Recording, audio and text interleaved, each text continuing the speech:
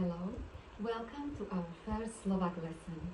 My name is Vlasta Rebrošová and today I'm going to teach you some basic Slovak greetings. Let's start with good morning. Dobré ráno. Dobré ráno. This greeting is used in Slovakia until about 9 a.m. The second greeting is translated literally into English as good day. Dobrý deň. Dobrý deň. We say dobrý deň until about 5 to 6 p.m.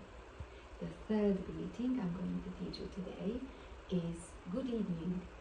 Dobrý večer. Dobrý večer.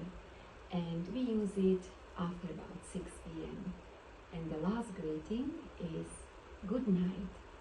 Dobrú noc.